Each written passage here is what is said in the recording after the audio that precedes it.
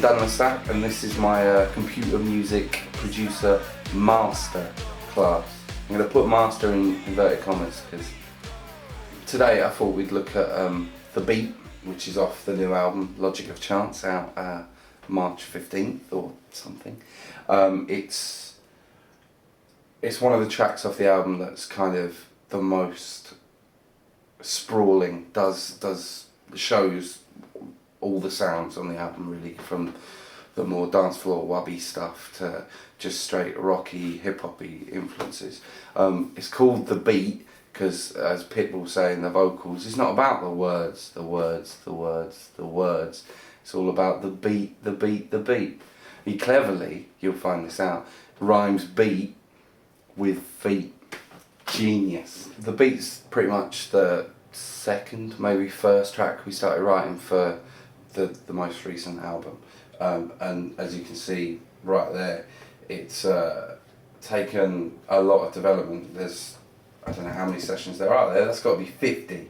Got to be 50 different session files there. I'm just going to open the very first one to sort of give you just to show how much these things change over a period of, this was October 2008, it was finished November 2009, so like 13 months of sitting in vans developing it. But it's pretty basic layout. Have to write the most basic of layouts because Pitt needs to be thinking way ahead to develop his lyrics, and if I spend weeks on a beat and then sling it to him and he goes, ah shit, you end up dejected and depressed and suicidal. So he gets these things. So just as a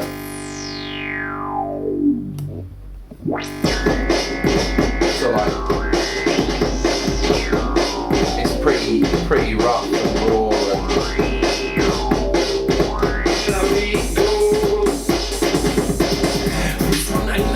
but that's the general feel of the beat.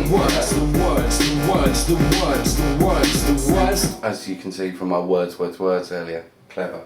But yeah, so the genesis of the beat is pretty much just a one riff and break thing.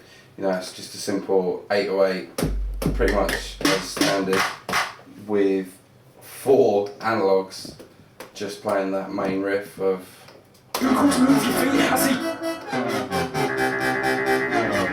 Give the melodic part from that initial just basic riff, drum break and Pip's yabbering, we end up in this position where, Christ, there's a lot of stuff. There are bits that made it through, like the analog riff got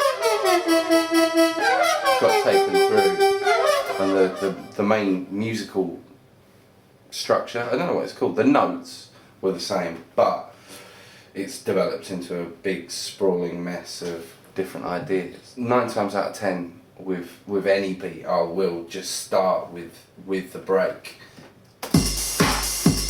That's the break from that very first section, but it's just obviously sounds have changed, so the main bass drum and shizzle, yeah, I did say shizzle, I do say shizzle, has come from just a 909 drum rack from Ableton. Nothing actually too dramatic about the production. The kicks, as the kick comes in, just with a bit more decay and a little bit of work on the filter in simpler, just to brought the resonance up slightly to bring a bit of a more edge to it than you get with a 909. And maybe the clap, chances are, if I remember, yeah, the clap's just got a little gated reverb on it, just to give it that little bit more width. 909 hats have got, claps have got a nice undertone to them. They've got this sort of, the clap but then a bassy rumble, which is probably a flaw in the sample, but it sounds great. And this just throws that out wider. Just throws a bit of width to it, but then if it was just using the whole of the verb, that's going to start muddying things up. There's too much shimmer down there. So about halfway through the song, just straight after the second chorus, we found we were having a problem with the song being just verse, chorus, and there was no real reason to listen to the song after the first time it had gone round. So I decided I'd just steal ideas from other people, and this dubstep has become popular with, I think they're called the kids. So I basically tried to teach myself without looking at it, just try to work out how people make noise, make the dubstepy stuff. So I ended up with this section just.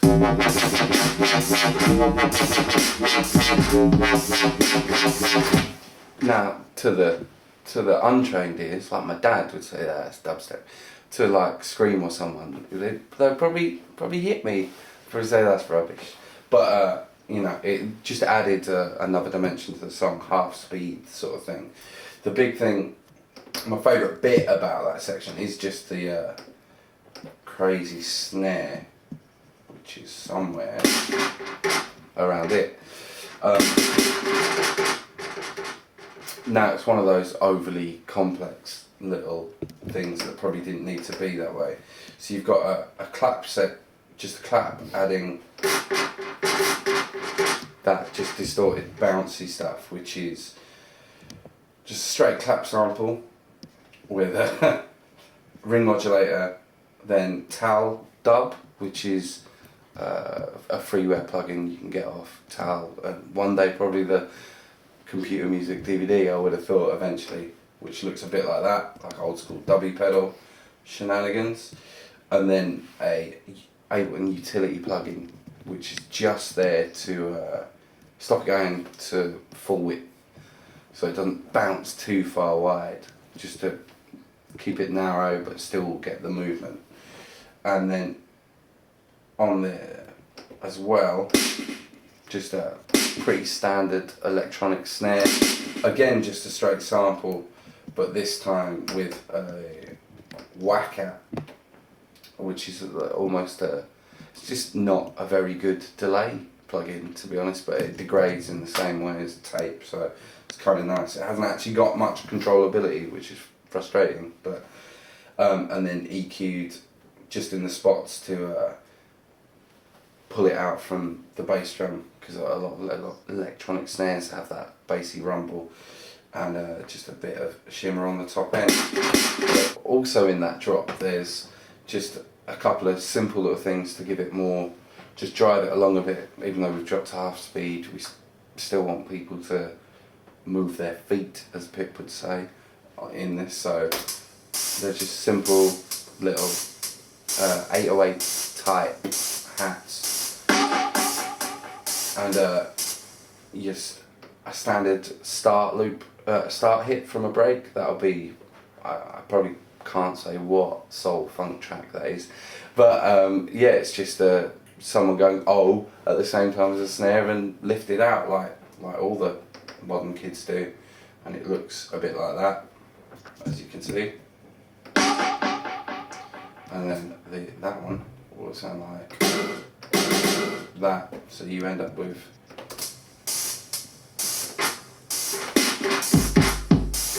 so it just becomes a big shimmery mess of stuff. But to drive that along to keep the track moving, a fairly bog standard wob, but instead of using a synth like Albino or Reactor that all the cool kids seem to have, I've come back to analog as well. Analog to me is just a really nice synth, really spiky, and it's more than capable of making enough bottom end. So yeah, it's in two separate pieces, although in Ableton you can use instrument racks, so if you want to use two synths to play one part, you can drop them both in an instrument rack and be done with it. I prefer to keep them on separate MIDI tracks, just so I know what I'm doing, so I know exactly where things are. And as you can see, like a proper person, I name the tracks. I don't do that. that's only because this track's finished. So yeah, the top and bottom are playing exactly the same things. So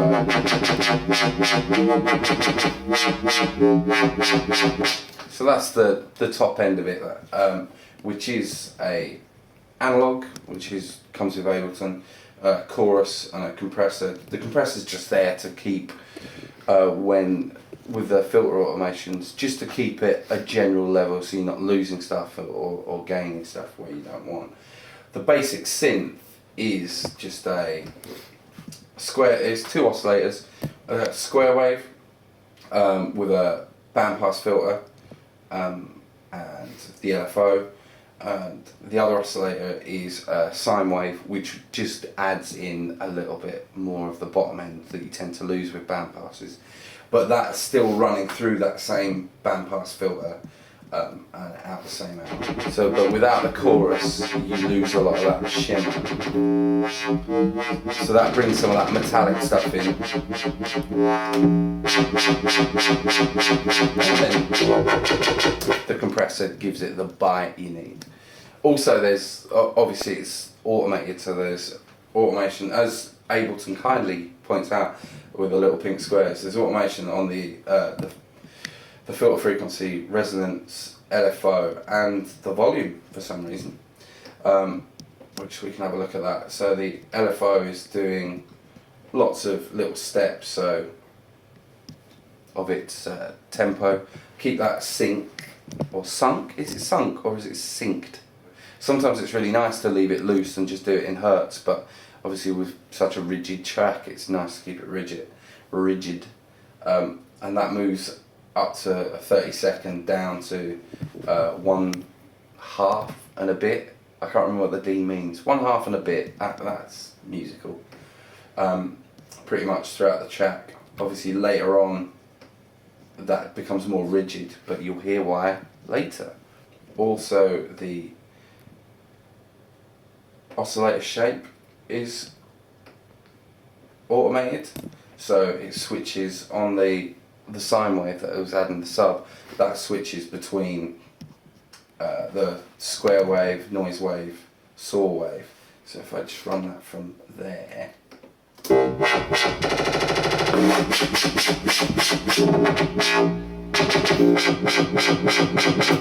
Just to bring a little bit more variation into it. Just these simple things. They're not massively audible changes, but just especially as people listen to so much on headphones and stuff, in your head, when that noise comes in, it just is a little bit more sparkle to the track.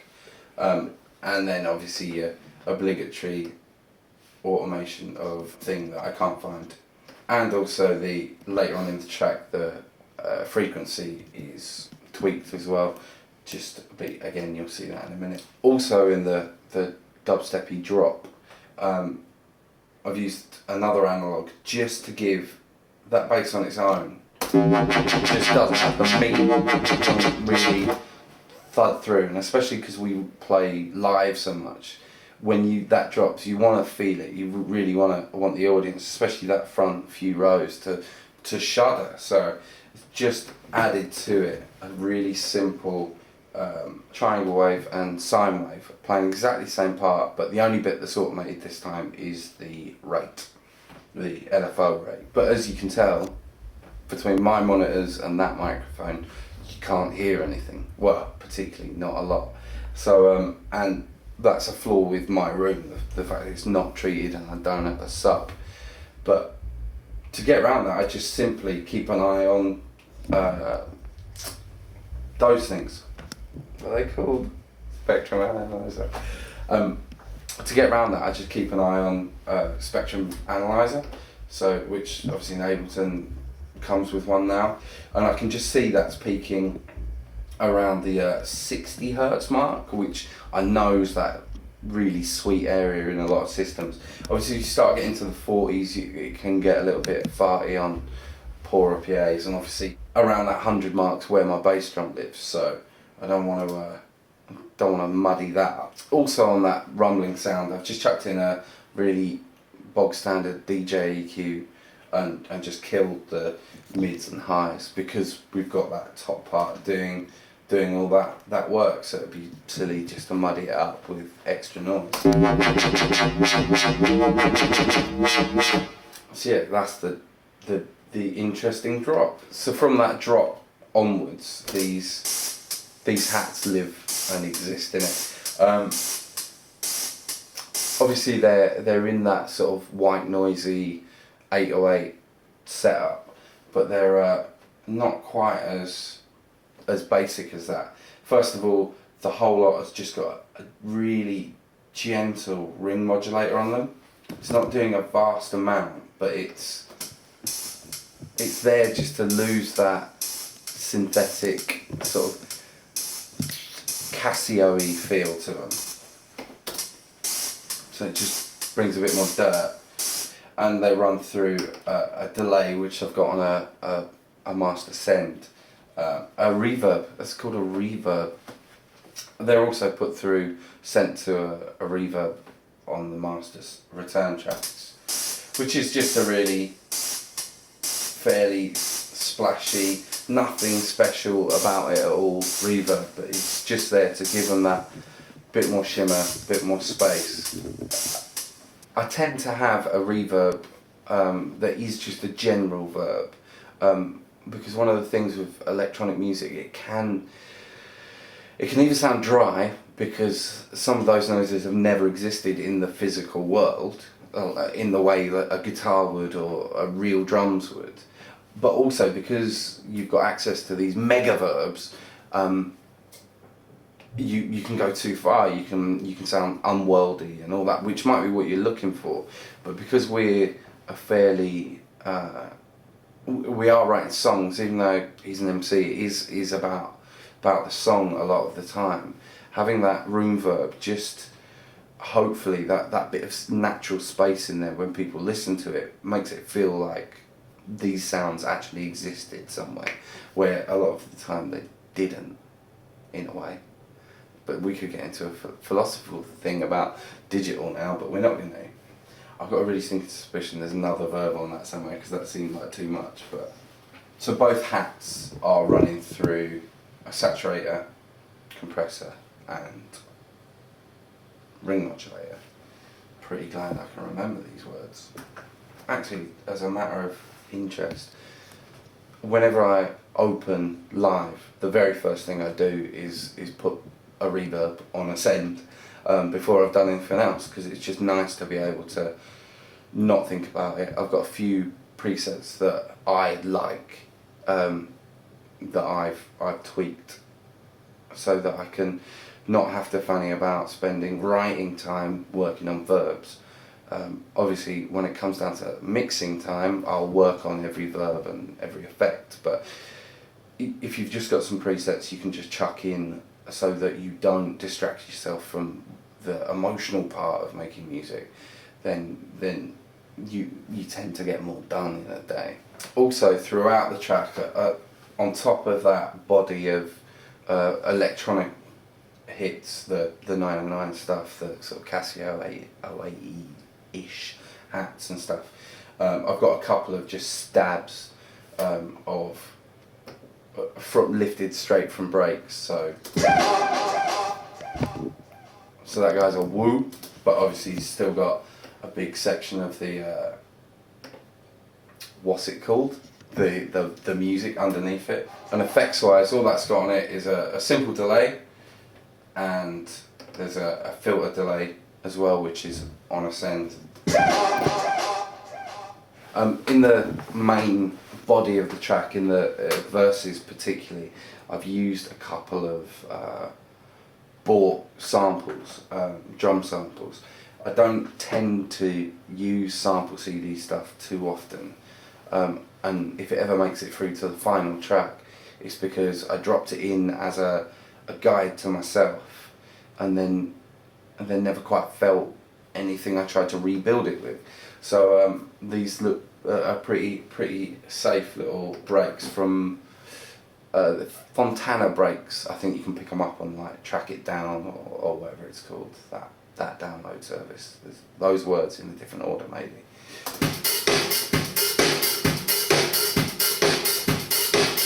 But you see typical sort of rapture-y, upbeat sort of stuff. But in places, to get the rolls and stuff, we'll just chop it up and reorder it. Obviously with a break that simple, there's not masses you can do, but and changing the pitch on the odd snare here and there just gives it a little bit more of a natural feel.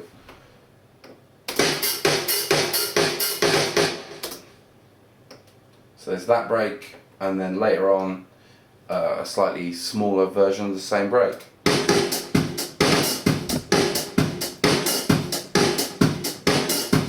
And again, any edits have just happened straight onto the main timeline. It's something Live's really good at doing. Just if you want to just copy and paste bits a bit back and forth, it's just a really simple way of trying it out. But also with Live, you can obviously split that up onto a drum rack, so it'll break it up into 16ths, which I do now and again. But when I'm not doing a vast amount to a beat, it's not worth my time. But again, there's a lot of processing that's gone on with those two breaks.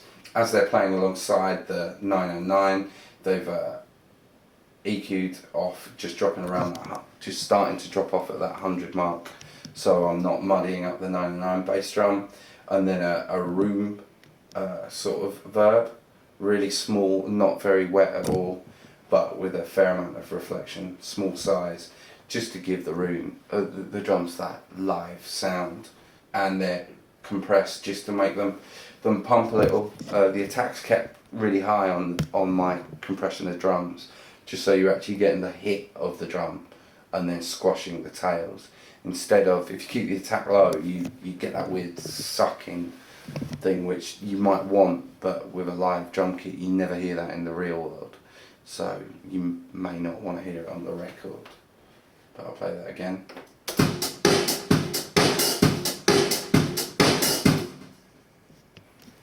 And there's also a gate in there, just to, as it's running with a lot of other stuff, you don't want to have, you don't want it to run on too much and just start muddying out other things. So that's it with the 909. Finally, drums wise, there's a reggae break, pretty standard reggae break, again from the big Fontana pack. He called it weed, and I think that might be a reference to cannabis use in reggae, but I don't know.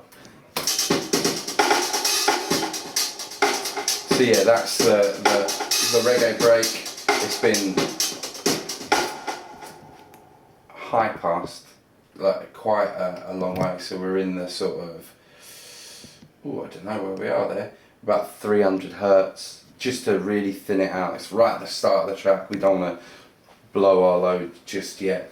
Again, chopped up on the main timeline, a few little reverses here and there.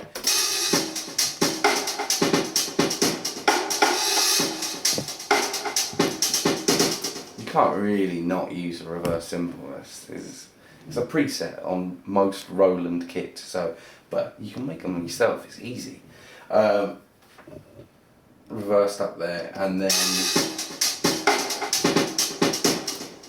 it's also running through a simple delay, which isn't doing a massive, it's just moving it about, and again that one verb that goes on the send to add a bit of extra work to the track.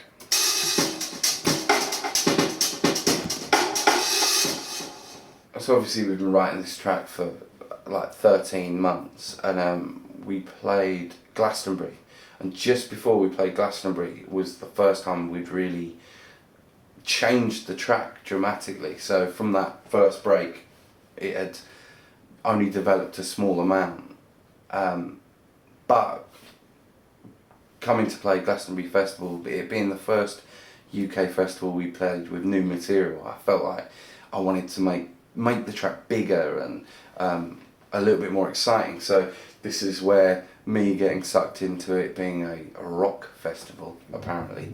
I whipped out the bass guitar and a Line 6 pod and just whacked in wrote out a little basic bass line part.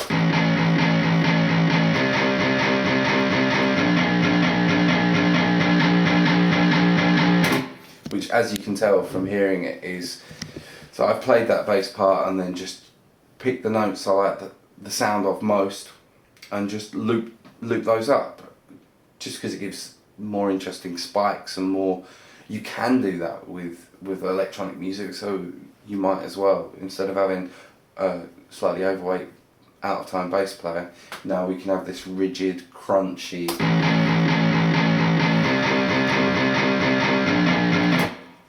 bass sound. Again, it's EQ'd and compressed, and with that same room verb that's on the live drum kit, just to make it all feel like it's in that same room, so it's almost like a group of lads pissing about together.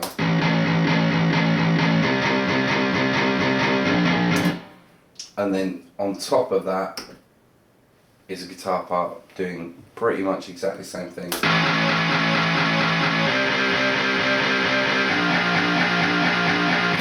Just to give it that really strong rocky vibe in the choruses. The guitar section is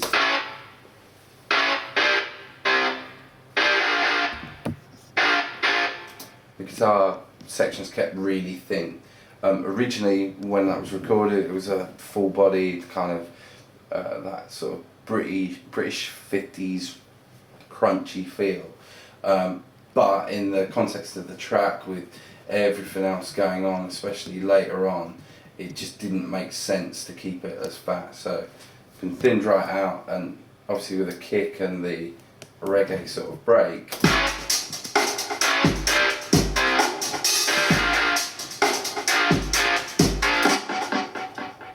it gives a really nice feel to the track. And again, that guitar part's got the drum roomy verb that the bass part's got and the drums have got. Again, although they're all in separate verbs, so that I've got a little bit more controllability individually, because they are all set so close to each other, it does just make them feel like they're in that same space. Later on in the track, to add to that the rocky feel, there's another really crunchy guitar. This hasn't been chopped up and resequenced in the way those two have. This is just my raw playing through a Line 6 pod.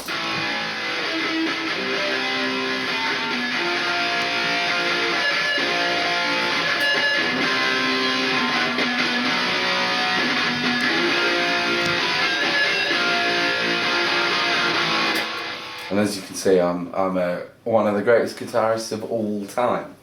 It just really adds a little bit of looseness to the track. It's pretty low in the mix, but it just, in that last section of the chorus, it just really fills out. And especially on headphones, you get those little crunches and all that. And it's just really nice to keep layering and keep things exciting. Effects wise, that's running through every sound. So there's a simple delay on that, a bit crusher thing, I don't know what they're called, redux is what that's called, and the filter delay. Obviously at that end of the track where it's quite cacophonous anyway, it's just really nice to ramp a lot of things through it. So first verse, before we get to the wub, we're doing something like this, a little bit more traditional, kind of noisy, electronic stuff. It's working in exactly the same way the wub is. It's still being automated aggressively, but it's just a far more noisy tweak. So, and if we look at the automation on that, it's all on the frequency of the analog. It's basically just a square wave that is being churned to death by automation. Filter cutoff frequency, I should say. So yeah, if we look at the filter frequency cutoff, it's working like almost like in steps, just chopping back forward in steps.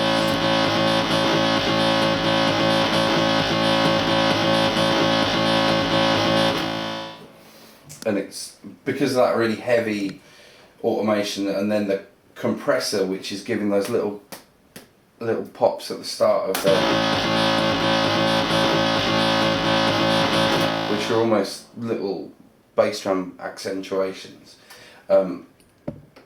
You get a really nice grind to the sound, and in the context of the track, straight after the chorus, the first chorus, it's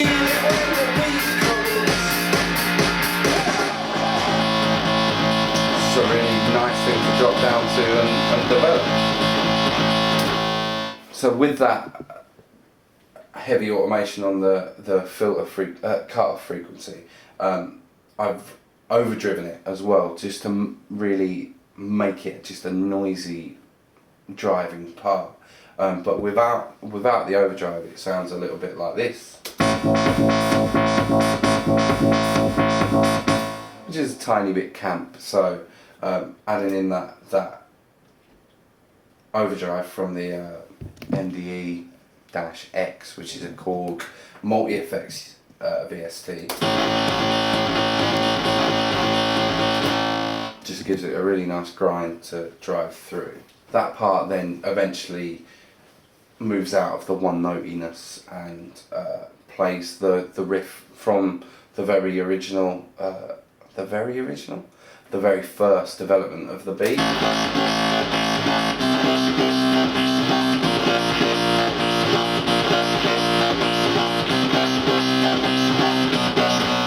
If you can see the MIDI behind that mess of automation. Now with that overdriven, grindy, tweaked, for some reason I've called that part the moron tweak, but I don't know why. It made sense to me at the time. There's also like a thump bass line just to fatten up that section, because otherwise on its own it's just going to be really mid-rangey and not make anyone dance. So it's just a simple fairly round, I think it'll be a square wave and a sine wave, yeah. A square and a sine in Automat, which is it's from alphacanal.de, which is a free synth. But yeah, it's a lovely 3 oscillator, pretty tasty little synth. Within that, it's been tube driven itself before just coming straight out of the master. I haven't used its master filter or master amp. It's got individual filters for each oscillator, then a master filter. But yeah, just use the oscillators on the filter. Use the high pass filter on the sine, and then just ramped the resonance up, so you just get that overly boomy bass.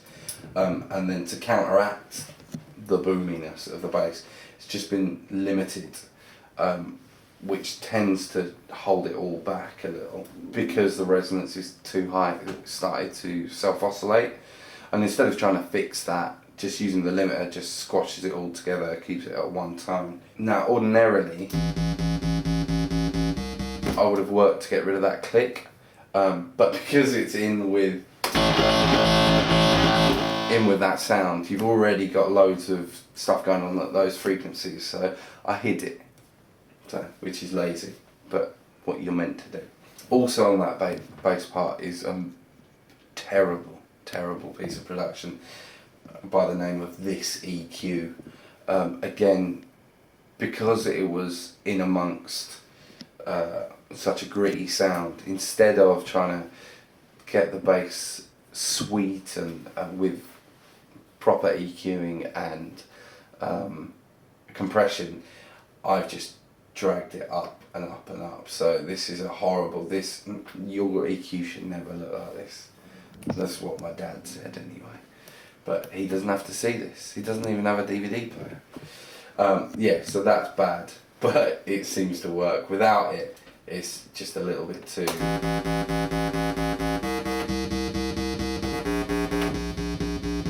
You know, this just makes it fit with the grindy noise without me having to do too much work, because I'm a lazy individual.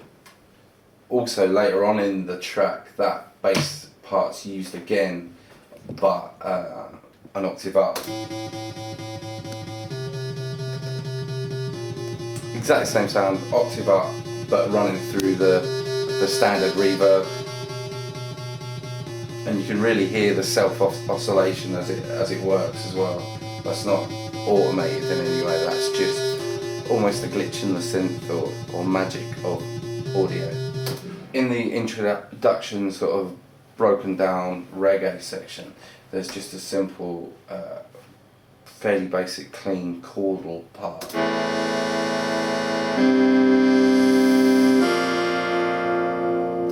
This is again Ableton analog. You can see the diversity of VSTs I've used now, but it is actually the sound that created that tweaked part.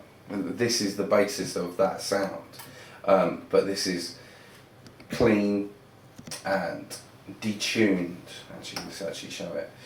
Yeah, clean and used, slightly detuned, and using both oscillators. One brought down 5 semitones to give it the actual chord part.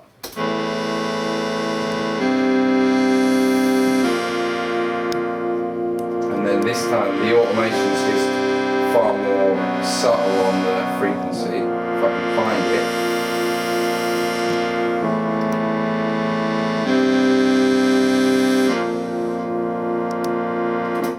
Really simple, and they are just literally double clicking the line and dragging it how I want it to go. So those automations are just simple drags of the automation line, just double clicking on it, dragging it up and down.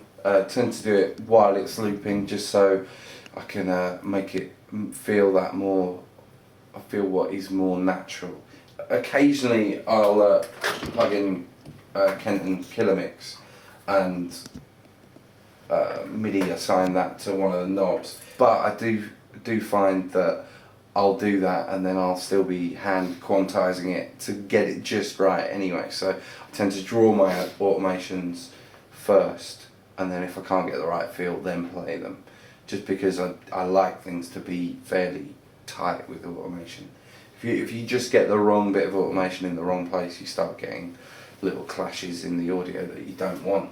And again, that synth's running through the master reverb that's on the synth. Again, keeping it simple with things like reverbs is quite important, so that you don't end up washing out the track with all the extra space you've put into it. It can really suck the clarity from the track using 6-7 different reverbs on different things.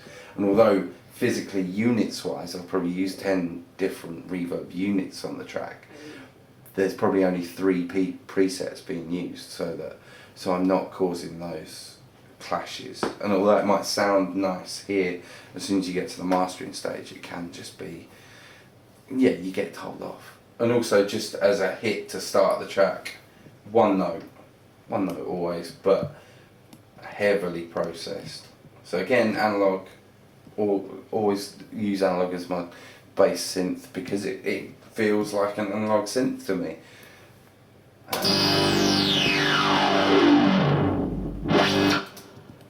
Simple, easiest way to start a track in the world. And again, the frequency is automated.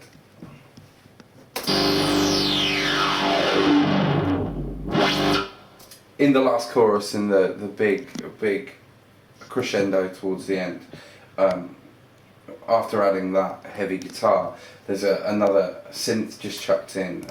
It's an MS-20 VST, which looks rad. And if you pan over there, you can see a real one that doesn't work well enough to use it in production. An MS-20 that just adds another bit of another brick to the wall of sound as such.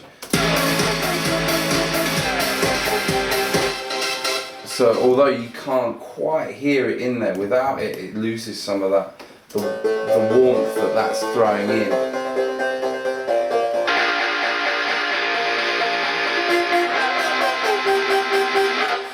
You know, it's just giving a bit of space back there, a bit of movement back there that wouldn't ordinarily be there. It's a really simple patch for what is quite a complex synth. So it's just a ring modulated sawtooth wave. the order of the filters on the MS-20 are side by side, but they tend to modulate each other as did the original synth, which is, it's nice for a company to come along and actually try to closely represent a synth. So it's a really just a fairly straight synth sound, but then again going through the master, I don't know what to call it, the standard reverb that I'm using across the track, but also the simple delay and the filter delay.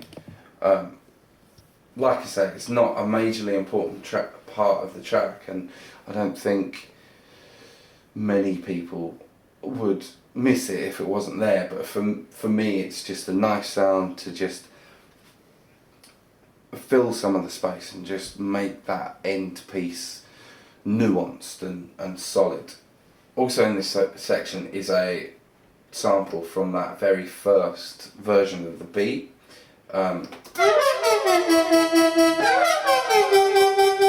which was one of those first 4 analog parts that were written.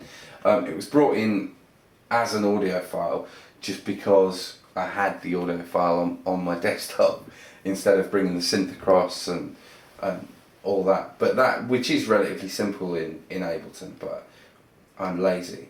Again, it was a triangle wave synth, but with a pitch decay on it, just to get that swoopy down sound.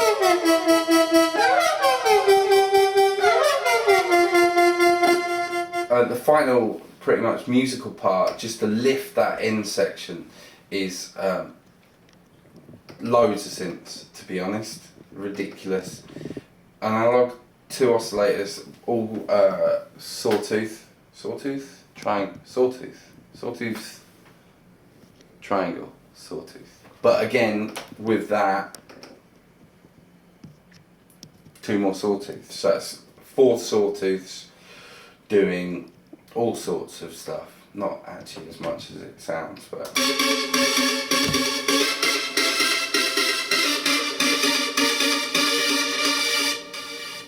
so all 4 oscillators are using 2 of the oscillators are using glissando, as they call it on analog, but you can call that portamento if you like. They're all using detune, a unison detune as well. So those 2 oscillators become 6 oscillators.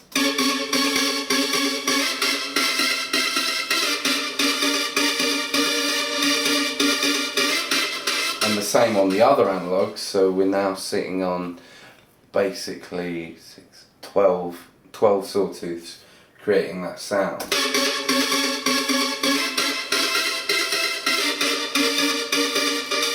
And that's compressed, phased, EQ'd, and running through the main filter delay as well. And in the context of the track, because it's been so rock, electronic, it's at the end section of the track, it's what pulls it all to being one track.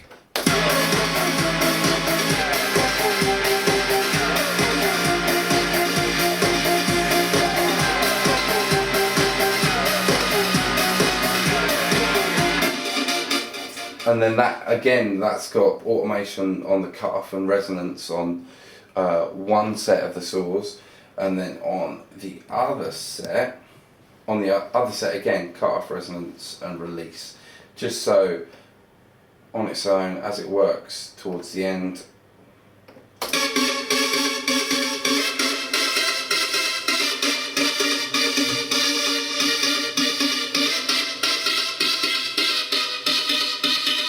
you start getting the squelches.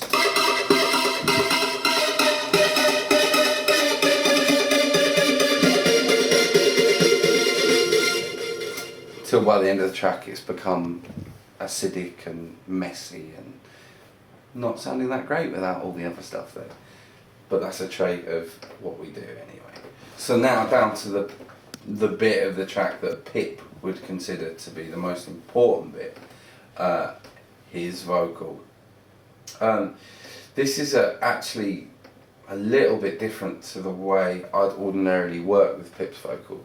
Usually I'd the act would be to add warmth to his vocal, lose some of the breaths so that they don't become so intrusive, and just make sure there's clarity there. But because he's talking so much about the beat, and it's about letting the beat do its job, I've kind of gone the other way. I've tried to make him a little bit harsher, a little bit muddier, and really enhance those breaths. So on the main, it's not about the words. This one ain't about the words. It's all about the beat. It ain't about your brain. So on that bit, on the breaths, I've actually brought in a redux that really enhances the breaths, especially with compression as well. So then going through the filter delays, so those enhanced breaths are bouncing around everywhere. This one ain't about the words. It's all about the beat. It ain't about your brain. It's all about your feet. Mr. And you can see on the automation for the redux, the down sample peaks at his breaths, so as to really punch those out. Now that's by no means what on a track like Get Better off the album we've literally instead of gating out his breaths, we've actually gone through and cut them out and added automated fades to the volume to make it feel more natural, because sometimes gates can be a bit jittery. Whereas we just go completely the other way, just to fit with the dirt of the track, keeping his vocal dirty. And then on his main vocal, it's a little bit closer to what I would do with his voice traditionally, but it's still quite aggressive. Mr. Too Cool to Move Your Feet, Mr. Dancing as you walk down the street, Mr. Tapping your feet at the bar, Little Miss singing your car, Mr. Cool. Now that's not quite as tight as I would have liked to have been, but because of the original recording I had to work with is a little bit uppy downy from a bit of too much movement, and the engineer recording it not initially should have added a tiny bit of compression just so I've got a more controllable source. It still works, but it's gated, then really heavily limited to make sure that when I place it audibly above the track or within the track, it stays in that place. Because it's naturally going up and down, that limiting just keeps it bang on.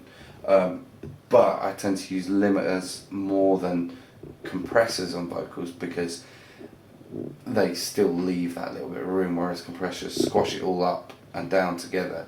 The limiter's more crushing down, which doesn't sound nice, but it doesn't sound like the right thing to do, but it seems to work on this track. Mr. Too Cool to Move Your Feet, Mr. Dancing as you walk down the street, Mr. Tapping your feet at the bar, Little Miss singing your... And obviously you're getting those little pops and where the gate's coming in a little bit slow, or the limiter's not quite doing the job. But if you listen to like Jay-Z a cappella, you'll see that they go the opposite way, where they'll literally chop so close to the main body of the word that the a cappella isn't actually saying the whole word. You're losing the S's, you're losing all that, because your mind implies the rest of the word, which is a really odd thing. But yeah, so you can gate really small till you're losing the top and tail of the word, but I don't like to do that. I'd rather have the whole word in and the odd bit of breath and stuff, just because Pip would kill me, and he's a lot bigger than me. And then Pip is always his own hype man, although I'll do the hype work on stage. We both tend to like the way the double tracking of his own voice with his own voice works, and it's really nice to be able to throw things left or right with panning and stuff.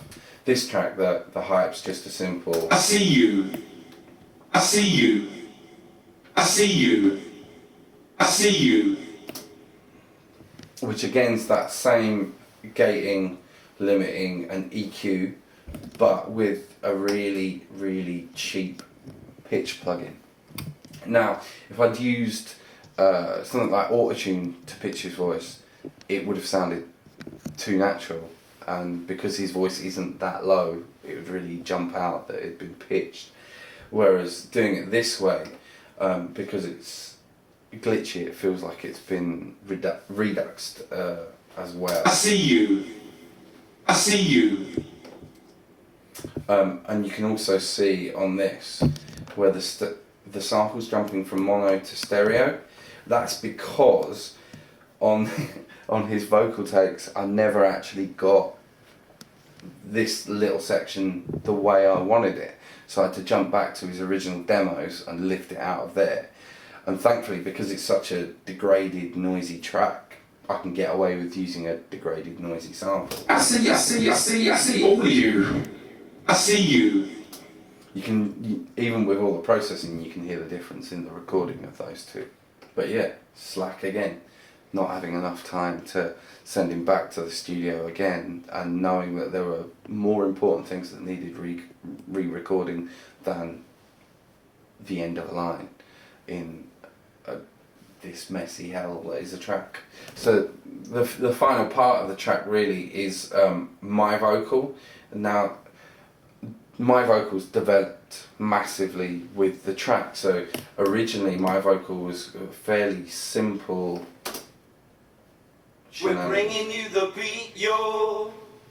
It's coming through the back door. So not overly expressive, not massively diverse, just driving the hook home, but without adding much in the way of emotion with itself. Now, originally when the track was basic and just a few synths, that worked fine. But as the live drums started coming in and the guitars, it needed to be a little bit more, I want to say New York, but that makes me sound pretentious. But I'm going to say New York. It's coming through the back door. You feel it when the beat goes. Boom, boom. So yeah, then it's got that a lot more of a upbeat, impassioned feel, which is how the track is. And that's probably how I naturally sing it live anyway, because of the adrenaline of being on stage. So it was a natural thing to do. But melodically, having them both together gave a more detuned, slightly off feel, which is actually ideal for the way the track works. We're bringing you the beat, yo. It's coming through the back door. So there's an undercurrent of that original vocal, but now with the more aggressive, passionate shenanigans over the top. Processing on the original vocal is literally a very generic male vocal filter. Not filter, almost effect track, which is a gate, a compressor, an EQ, a straight delay, and a reverb. And now this is, I'll freely admit, one of the effect tracks that comes with Ableton, because my vocal doesn't feel like the most important thing, and whoever put together this rack obviously knows more about vocal processing than I do. It worked perfectly. So I know some people would use a preset like that and hide that fact, or think they're less of a producer for it, but it's only the same as buying, I don't know, a TC Electronics channel strip. It's a set strip, but it's the way you turn the knobs that makes the sound. So not massively tweaked, but gives that bit of space. And then on the main vocal, it is just gates and EQs with a couple of delays to double it out. Also on these vocals, you'll notice they've been grouped. So in Ableton you can group a few live tracks together, and then on the master of that group, I suppose you'd call it, is another compressor. I tend to compress. I know you're not meant to compress compressed stuff, but I'm using compression initially to get a sound, and then the compressor on the group is compression to help the mix. Now, obviously, there's probably 10 million better ways of doing it, but because I'm someone who came up with Cubase and the Atari ST, compression was something that I didn't have just this ease of access to it. So now I've got it, I tend to be able to just throw things in for that, and whether it's right or wrong to do something, it doesn't matter, because it's whether you think it sounds correct at the end of the day. If it's the record you want to hear and you've done everything wrong, if you on the mic stand, it's not a problem as long as that made the track sound good. So yeah, that was me, Tan Lasak, taking you through bad production techniques.